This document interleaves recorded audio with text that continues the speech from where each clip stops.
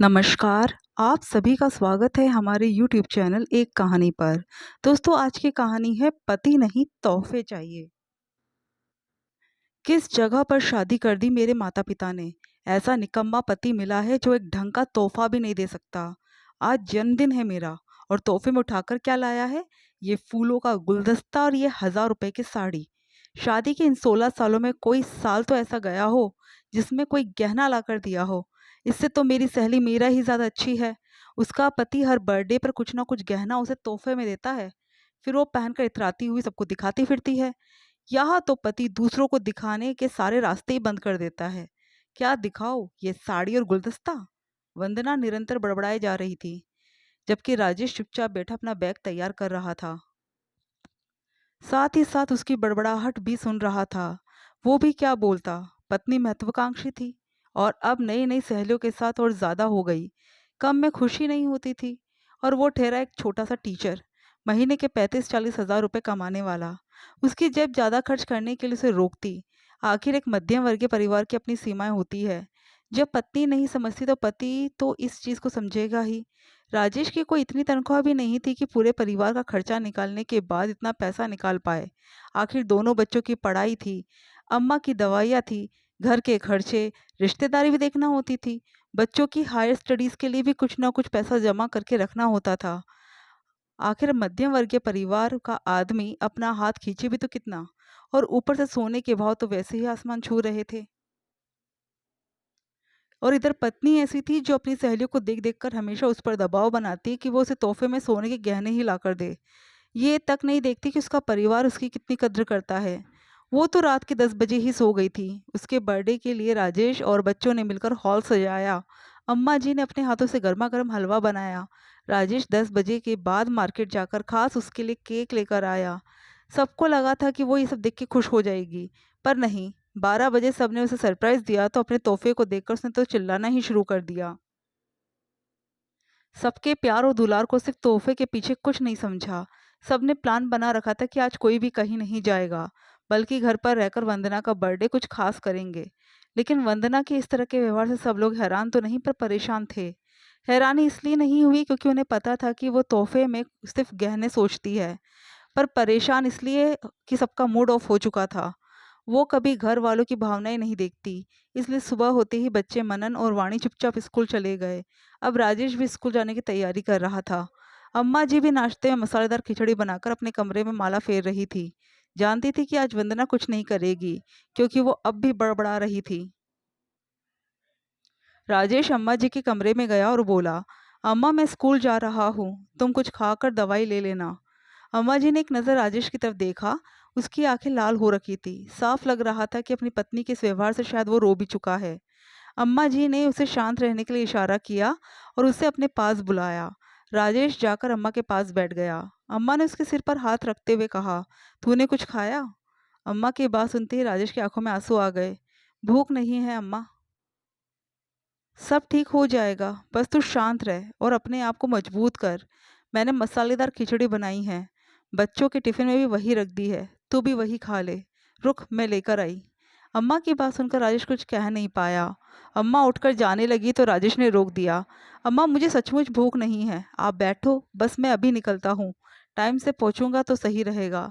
आप नाश्ता कर लेना, देर हो रही है। रुक, मैं तेरा टिफिन पैक कर देती हूँ, वहाँ खा लेना। राजेश ने रोकने की कोशिश की पर अम्मा मानी नहीं। रसोई में गई और खिचड़ी टिफिन में पैक कर दी और लाकर राजेश को दे दिया। याद से खा लेना, भूखा मत रहना और ज्यादा सोच मत, है ना? अभी हम कमजोर है तो क्या हुआ, भगवान ने भी तो हमारी किस्मत में कुछ लिखा होगा। अम्मा उसके सिर पर हाथ फेरते हुए बोली। अम्मा को देखकर राजेश मुस्कुराते हुए वहां से रवाना हो गया। तभी अंदर से वापस वंदना का बड़बड़ाना शुरू हो गया। लो चल दिए सब लोग अपने अपने काम पर, किसी को भी मेरी परवाह नहीं है। मैं यहाँ नौकर लग रही हूँ सबकी, जो अपने जन्मदिन के दिन भी मुझे आराम नहीं है। पर मैं नहीं करने वाली कोई काम। जा रही हूँ अपने मायके। पता नहीं ऐसे लोग जो अपनी बीवी के शौक पूरे नहीं कर पाते शादी करते ही क्यों है। अचानक ये शब्द राजेश के कान में पड़े थे, दोबारा उसका मूड खराब हो गया। अम्मा तुम कहो तो तुम्हें मौसी के घर छोड़ दूँ? हम लोग तो चले जाएंगे पर अपनी अपनी जगह पर, लेकिन तुम्हें तो दिन भर इसका झेलना पड़ेगा। कोई बात नहीं बेटा, तू चिंता मत कर, तू बस शांत मन से अपने काम पर जा। वैसे भी ये अपने मायके जा रही है तो शांति रहनी ही है। फिर बच्चे भी तो घर आ जाएंगे, वो कहाँ जाएंगे? अम्मा ने कहा और राजेश को वहाँ से ऑफिस स्कूल के लिए रवाना कर दिया और अपने कमरे में आ गई। अभी राजेश को गए कुछ देर ही बीती थी कि वंदना भी वहाँ से रवाना हो गई। वंदना के जाते ही अचानक अम्मा के मोबाइल का बज उठा। किसी अजनबी का फ़ोन था। उसने कहा कि राजेश का एक्सीडेंट हो गया। अम्मा रोती हुई वंदना को फ़ोन लगाने लगी, लेकिन वंदना ने फ़ोन उठाया, अम्मा जी की बातें सुने बगैर ही बोलना शुरू कर दिया। अम्मा जी, आप चाहे कुछ भी कहे, मैं नहीं रुकने वाली। मैं अपने मायके जा रही हूँ। कम से कम आप लोगों से अच्छा जन्मदिन तो मेरे माता पिता ही सेलिब्रेट कर देते हैं। बहू वो। इसके आगे अम्मा जी बोल ही नहीं पाई, क्योंकि वंदना ने फ़ोन काट दिया। अम्मा जी बार बार फ़ोन ट्राई कर रही थी, लेकिन वंदना फ़ोन नहीं उठा रही थी। आखिर थक हार कर अम्मा जी पड़ोस वाले घर पे गई और उस फ़ोन कॉल के बारे में बताया। अरे भाभी जी, कौन सा अस्पताल में एडमिट कराया है, उसने ये नहीं बताया? मैंने तो पूछा ही नहीं। मेरे तो एक्सीडेंट के नाम सुनकर ही हाथ पैर फूल गए थे। अम्मा ने रोते हुए कहा। लाइए, आपको फ़ोन दीजिए, मैं ज़रा फ़ोन करके पूछती हूँ उस नंबर पर। सुधा जी ने फ़ोन करके बात की और सारी इन्फॉर्मेशन इकट्ठा करके अम्मा जी को लेकर अस्पताल पहुंची। साथ ही अपनी बहू को राजेश के घर की चाबी दे दी, ताकि जब दोनों बच्चे आ जाए तो उन्हें चाबी दे दे। अस्पताल पहुंचकर देखा तो राजेश के सिर पर हल्की चोट लगी थी और बाएं हाथ में फ्रैक्चर था। भगवान का शुक्र था कि उसे ज़्यादा चोट नहीं आई थी। हॉस्पिटल जाकर भी अम्मा ने दोबारा वंदना को फ़ोन लगाया, लेकिन उसने फ़ोन ही नहीं उठाया। तो अम्मा ने भी थक हार कर फ़ोन लगाना बंद कर दिया। इधर बच्चे जब घर पहुंचे तो उन्हें पता चला कि राजेश का एक्सीडेंट हो गया, इसलिए अम्मा हॉस्पिटल गई है। वो 7 साल का मनन रोने लगा। यहाँ तक कि 15 साल की वाणी भी घबरा गई। तब सुधा जी की बहू ने अम्मा से वाणी की बात करवाई। अम्मा ने वाणी को समझाया कि ज़्यादा परेशान होने की ज़रूरत नहीं है। पापा को हल्की फुल्की चोट लगी है, शाम तक छुट्टी मिल जाएगी।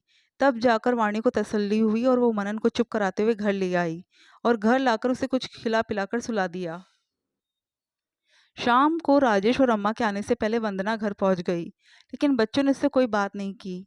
लेकिन अम्मा जी को घर में ना देखकर वंदना ने पूछा, तुम्हारी दादी कहाँ गई है और तुम दोनों अकेले घर पर क्यों हो? मैं कहकर तो गई थी कि मैं अपने मायके जा रही हूँ। फिर भी ना जाने कितनी बार फोन लगा दिया और अब तुमको अकेला छोड़कर चली गई। उसकी बात सुनकर वाणी को बहुत गुस्सा आया। वो अपने कमरे में गई और अपने कमरे में से अपना और मनन का दोनों का गुल्लक उठाकर ले आई और उसके सामने रखते हुए बोली, मम्मी, आपको गहने चाहिए ना? ये 2 गुल्लक है, इन्हें फोड़ लो और जो भी पैसा निकले उससे अपने लिए गहना खरीद लेना। जानती हूँ कि मैं इसमें पैसे कम हैं, लेकिन वादा करती हूँ कि जब बड़े होकर कमाने लग जाऊंगी ना तो आपको गहने दिलवा दूंगी। पर कम से कम भगवान के लिए घर में शांति रहने दो। यूँ हर समय पापा के पीछे मत पड़ी रहा करो। आज पहली बार वंदना ने वाणी को चिल्लाते देखा था, और वो भी अपने पापा के पक्ष में। ये देखकर वंदना और ज्यादा तिलमिला गई। ओह, तो अब ये सिखाया जा रहा है तुम्हें मेरे खिलाफ? अरे, एक औरत अपने पति से अपनी जरूरत के लिए नहीं बोलेगी तो किससे बोलेगी? तुम भी 15 साल की हो गई हो। क्या तुम्हें समझ में नहीं आता ये सब? अपनी माँ से बोलने की तमीज नहीं है तुम्हें? तमीज़ की बात तो आप कीजिए मत मम्मी। हमने पूरी रात आपके लिए इतनी मेहनत की, लेकिन आपको तो वो सब दिखा ही नहीं। आपको दिखा तो सिर्फ कि तोहफे में सोने के गहने नहीं थे। आपकी सहेलियाँ क्या करती हमें इससे कोई लेना देना नहीं, लेकिन आप क्या करती हो इससे हम सबको फ़र्क पड़ता है। आज पापा कितनी टेंशन में घर से निकले थे, रास्ते में उनका एक्सीडेंट हो गया और आपको अभी भी तोहफे की पड़ी है। एक्सीडेंट? कैसे हो गया एक्सीडेंट? मुझे बताया क्यों नहीं? अम्मा आपको बार बार फ़ोन लगा रही थी ना? आपने एक बार फ़ोन उठाकर पूछना भी ठीक समझा कि वो फ़ोन क्यों लगा रही है? आपको ठीक लगेगा भी क्यों? आपको तो गहने चाहिए, पति से आपको क्या लेना देना? अपनी बेटी के पास से इस बात सुनकर वंदना शॉक्ड रह गई। तब तक अम्मा और सुधाजी राजेश को साथ लेकर वापस घर लौट आए। राजेश को देखते ही वंदना उसके पास दौड़ती हुई गई और बोली, आप ठीक तो है ना? ज़्यादा चोट तो नहीं आई? लेकिन उसे देखकर राजेश ने कुछ नहीं कहा, बस अम्मा से बोला, अम्मा, मैं आराम करना चाहता हूँ, कहकर वो अपने कमरे में चला गया। सुधा जी भी अपने घर रवाना हो गई और अम्मा वंदना से बोली, बहू, तुम्हें पति नहीं गहने चाहिए ना? ये मकान बेचकर तुझे तेरे गहने दिलवा दूंगी।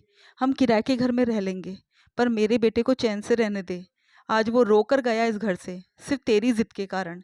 एक बार उसके बगैर अपनी जिंदगी सोच कर देख। क्या तुम अकेले पूरे घर की जिम्मेदारी उठा लोगी? ऐसा तोहफा ही किस काम का जो किसी की जान पर बन जाए?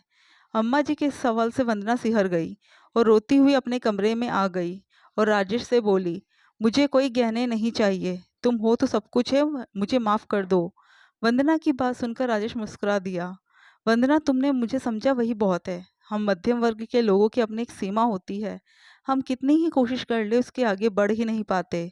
बस मुझे और कुछ नहीं चाहिए। और आखिर राजेश ने वंदना को माफ़ कर दिया। दोस्तों, आपको कहानी कैसी लगी कमेंट करके ज़रूर बताइएगा और हमारे चैनल को सब्सक्राइब ज़रूर कीजिएगा।